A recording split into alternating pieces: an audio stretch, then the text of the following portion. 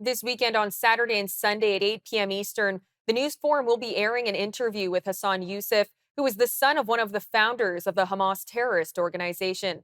Our correspondent Ysabella Hazan has more on her interview with Mr. Youseff.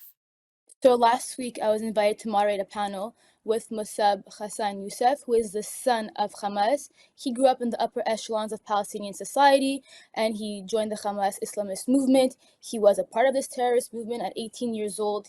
He found himself in an Israeli prison, and long story short, he broke free from extremism, and today he's talking about it, and he's sharing his story because he wants to change the reality on the ground for his people, for Palestinians, and also for Israelis to create a situation on the ground where there could be peace and justice. That's really where he comes from. He derives no benefit from this. He actually was silent for 15 years. He was living his life peacefully. But after October 7th, he saw the opportunity to join the fight to eliminate Hamas, and he's told himself that he couldn't back down. And it was a very powerful event, even though it was online. They are aiming at me. I'm the genocidal one. And I say, why am I a genocidal?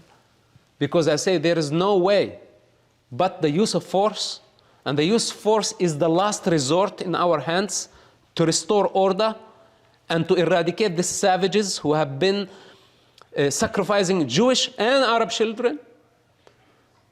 So I say, what about you, who want to eradicate Israel from the river to the sea?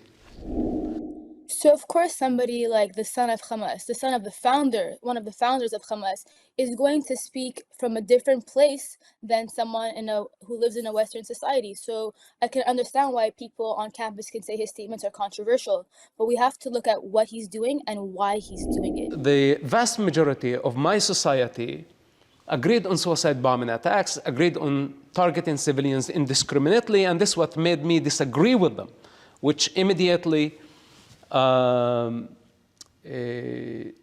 me disowned and shunned by them.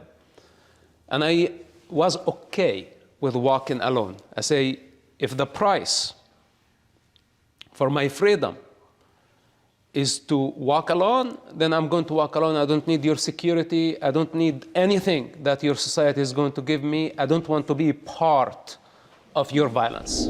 He is speaking to create a reality on the ground, and he is speaking from his lived experience. Growing up as the son of Hamas, he was beaten with lashes until he was unconscious. He saw the dangers of extremism, and today he is among the greatest advocates against extremism. So we hear him, especially today, it's very important to hear his perspective. He mentioned in our conversation how we cannot trust the Hamas numbers when it comes to the casualties. No Hamas fighters were included in them, and no men were included in the numbers released by the Hamas Health Ministry. So he's shining light on the fact that we cannot trust Hamas, not as a peace partner, not their numbers, or really anything that comes from them because of his experience growing up in there. Very traumatic, of course. He does not want to see a reality where his people are dying, where his people are suffering. But at the same time, he also understands that Hamas uses his people as hostages, that uses their homes, their schools, their mosques as military bases. And he mentioned that the opportunity right now is extremely important to eliminate Hamas, and that's why he has come back after 15 years to join the fight against them. Enough is enough.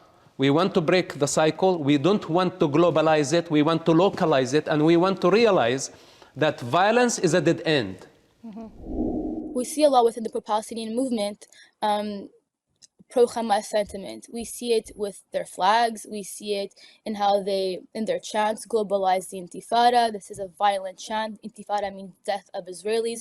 So we see that there is definitely a disconnection between those who are pro-Palestinian in the diaspora living outside of the land and Palestinians on the ground. Palestinians who just want to live peacefully with their neighbors, Palestinians who don't want to be oppressed by Hamas. So it's very easy to, support Hamas from when you're not living under them, when you're not the one being oppressed, when you're not the one whose voice is being challenged, when you can speak freely like in the West. So I think there's a serious disconnection between people in the West, pro-Palestinian supporters in the West, and pro-Palestinians on the ground.